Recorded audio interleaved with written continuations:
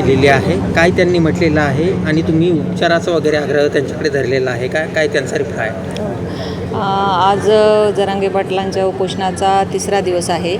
आमची टीम पहिल्या दिवसापासून इथे कार्यरत आहेत. मेडिकल ऑफिसर, तालुका आरोग्य अधिकारी इथल्या अंबड तालुक्यातले, त्याच्यानंतर आमचे CHO सगळी जे हेल्थ टीम इथे आहे.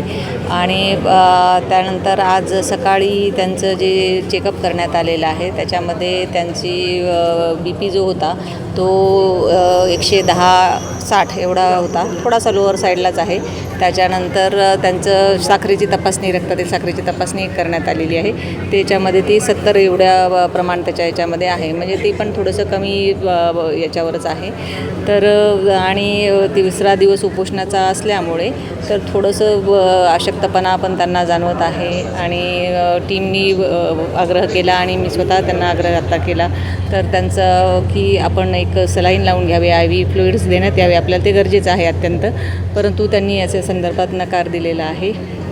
तरीसुद्धा आपले अजूनही जिल्हा शल्यचिकित्सक यांच्यामार्फतही फिजिशियन आणि इतर तज्ज्ञ डॉक्टरांची टीम एकदा येईल आणि त्यांना थोडासा उपचाराचा आग्रह आम्ही परत एकदा करणार आहोत. किती दिवस सर्व्हाइव्ह करू शकतो?